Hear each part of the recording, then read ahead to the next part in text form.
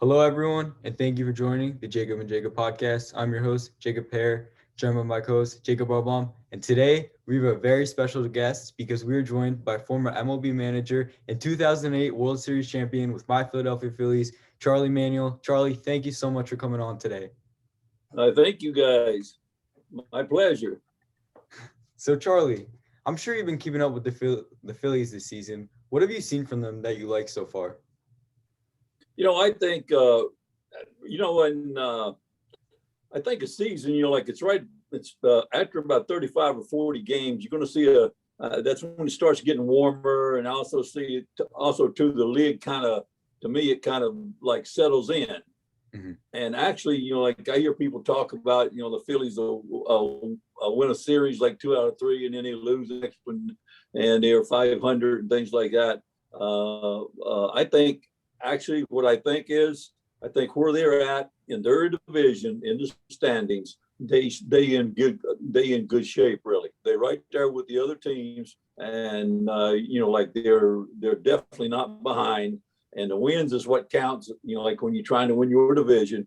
And I think I think where they're at right now is actually okay.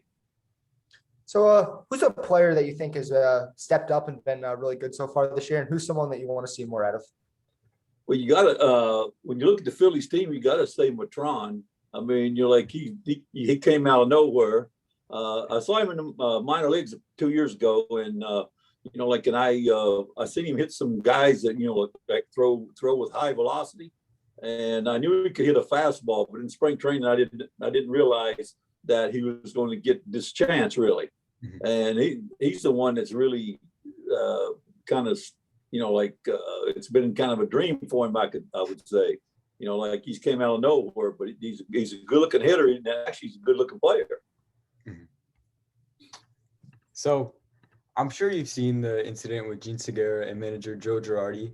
As a former manager, how would you have dealt with the incident with Gene Segura? I will tell you something. That was I thought Joe handled that good, really. Mm-hmm. To me, that was something that he,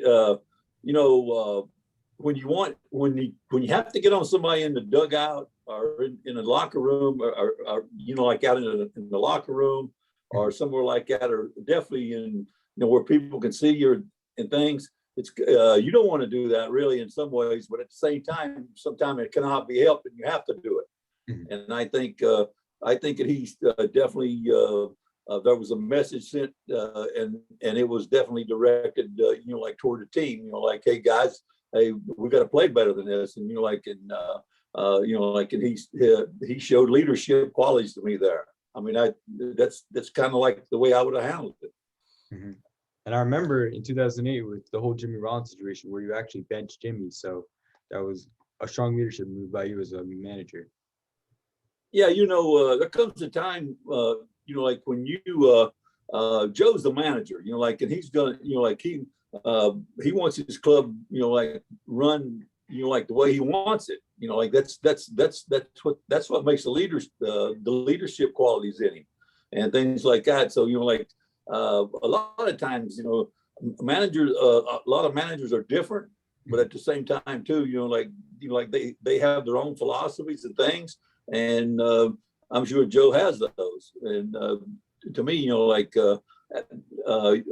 those situations like that, they come up more than you realize, because like most of them you don't really see. Mm-hmm. But at the same time too, I thought that was handled pretty good, really.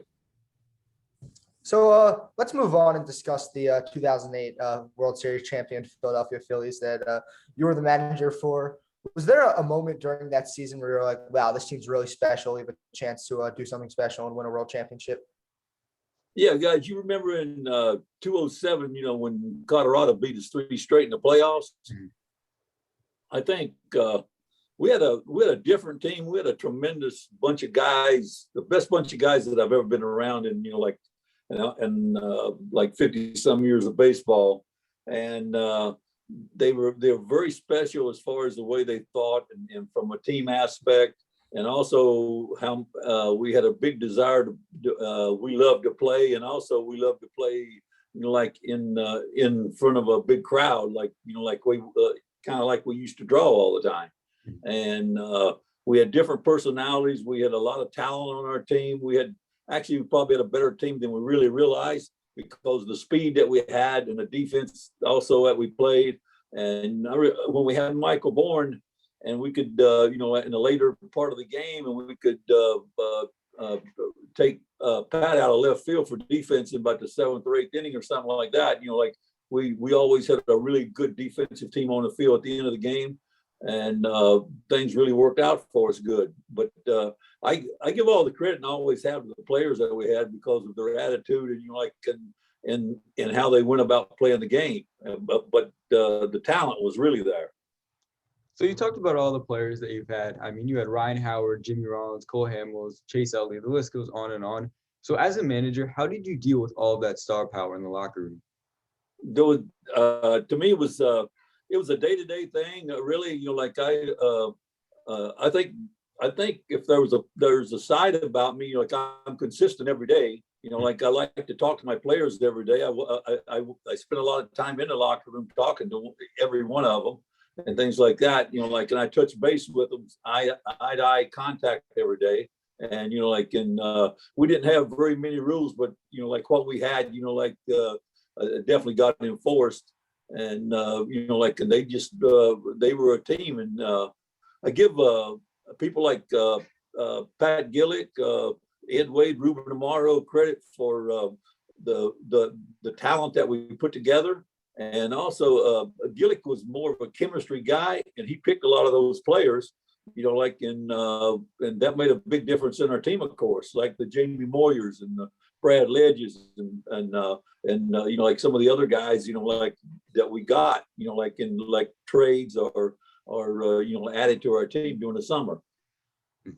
So in 2008, in the World Series in Game 5, there was a rain delay that caused the second half of the game needed to be played on a separate day. How did that affect your team mentally, and how did you prepare to go play the rest of the game on a different day? I would, at that time, for me, like that really kind of bothered me because the other team got the hit, if you remember, and then they called the game and they went ahead of us. And of course I wanted to hit in the 6th inning there, because it was still raining and the field was wet, and it kind of favored the hitter because the pitcher had trouble gripping the ball, and more likely he couldn't throw nothing but a fastball. But at the same time, once they called it, I remember it well. It seemed like forever before we got back on the field to play. But I can tell you this. When we finally got to play the day that we came to the ballpark to finish that game, our team was really up and ready to go. And there's no way that we were going to go back to Tampa because our team was that determined to win at home. And that made all the difference in the world, believe me. Now, for you as a manager, you came so close to winning the pennant with the Indians in the season before. What did it feel like as a manager to win the pennant and then ultimately win the World Series? When when you win a pennant, it's a tremendous feeling. Baseball is really competitive. I think people are best. Basically, when I managed, it was really competitive. And nowadays, it seems like they relax a lot more than like we used to take the game real serious. Like we were we kind of had the attitude, and we kind of my coaches and I, and even the players, we had a thing about us, like that we tried to win every game, every day, like it wasn't like we look forward for tomorrow or nothing like that. We on that day, like that's the game we play, and this is the game we're going to win. And yeah, it's good to win 2 out of 3 and take a series. And but at the same time too, especially if we won 2 games in that series, like we definitely came out. It seems like we played even harder the following day. And I think our philosophy and, like how we enjoyed being at the ballpark with one another and spending a lot more time than they do nowadays, I think that helped build our team chemistry. And, I think the determination that we got after 207, once we lost in the playoffs of 207, that might have been one of the down. Our team was down at the lowest peak it was ever at. Like you could feel it. And then we went to spring training the following year in 2008. And I didn't even have, when I get up and talk and I'll start rambling around, never worry, whatever. I didn't even have to give a big speech or nothing, because you could feel it, like we were together and everybody was raring to go and ready. And that was a good feel. And we kind of knew that we had a special team. And I think you remember that's when Jimmy Rollins kind of popped off and said that we were the best team in baseball, and we were definitely going to win our division and go to the World Series. That he predicted that. So in 2009, you guys went to the World Series again for a second straight year. And while you guys came up short, unfortunately, how were you guys able to do something that was really one of the hardest things to do in sports, go to back-to-back championships? And winning one is incredible, but getting to two is also just another amazing feat. How are you guys able to do that? In 2009, when we actually had a big season, a tremendous season. And then when we got in the World Series, our pitching, we had Cole Hamels, he was having problems, and our rotation kind of got out of whack, if you remember. And we were not organized like we had been before. We had to field people in, especially in roles in our bullpen and our starting rotation. And at the same time too, we didn't play real good defensive baseball in that series. And the Yankees, they took advantage of almost every mistake we made. And in Matsui had a real big season, and the bottom line was they just played better baseball than we did at that time. I don't know if they were better than us or not, because we had a real good team. But at the same time too, the Yankees just they took advantage of our mistakes and the weak points in our team at that time, and of course they won. Mm-hmm. Now, would you consider that 2008 team the best team in Phillies history? I argue a lot with Larry Bowa about 1980. But when I look back and I think about it, and I go down their lineup and I see who they had on the field, they had a tremendous team. Mm-hmm. I mean, it definitely. I'll tell you something. If we could have played each other, that would have been a good series. Because they definitely had a good team. I think for me to say that I think the World Series was the highlight of my baseball career. And things like that. But at the same time, for me to say that might not be right for me to say that we were the best team, best Philly team ever. But at the same time, I could probably say it and have an argument. But that's what makes baseball good. Yeah. That's what makes the game good. You can sit and you can have different ideals, and you can argue, and you got your team you pull for, and actually that is a part of baseball that when you look back you say, well, that's the greatest Philly team ever, and you start comparing players, and of course I don't know how you would get to that point where you could possibly know exactly what you're talking about. So back in 2019, you went back to the Phillies sort of later in the season to become their hitting coach. Why did you decide to take on that role? I think at that time, they were having trouble with their hitters, and the Phillies were wanting to make a move, and they asked me, if I would come back and do that till the end of the season. And I was already working for them and things like that. And I thought to myself, they're paying you, why wouldn't you want to go do that if they think that you can help them? And basically that's why I come back for that time. Mm-hmm. And now, as a hitting coach and a hitting guru, the thing right now is coaches are teaching kids only to swing for the fences or strike out, which is an analytical philosophy. What is your stance on this analytical philosophy? For me, I'm that same manager that you saw when I was on the field. I believe in stealing bases. Mm-hmm. I want to utilize every tool in our toolbox on the field with all of our players. I think that's what baseball is all about. When I work with a guy on his hitting, got a sayings like know thyself. You got to know what kind of hitter you are, and and how you can play in the major leagues and get the most success out of from an offensive standpoint of your ability. And so therefore, to me, that's what makes a lineup. In my lineup, I look for balance, and I look for players that complement one another, like down through the lineup. If one guy's not hitting, this other guy can pick him up. And we don't want to go into team slumps for a very long period of time. And the balance part comes when you can manufacture runs by hit and run, stealing bases. I was very fortunate, and the Phillies were fortunate to have a base running coach like Davey Lopes. Mm-hmm. He was probably the best that I've ever been around, and he did a tremendous job for us. And if you look at our percentage of stolen bases and things, usually we was right there at the top of the baseball. And we had power down through our lineup, plus we had high average hitters. Mm-hmm. And we had guys like Pat Burrow, Jason Worth, who took more pitches. Probably those two hitters, I think, if I'm not mistaken, took more pitches than any hitters in our league. And so therefore, we had to, we knew the strike zone. We had we had steady, consistent hitting, that's what made a big difference. Today, you're right when you say a home run is that's a big blow, and it seems like that we want to overjoyce with home runs, thinking that it is the biggest hit in baseball, and I like it.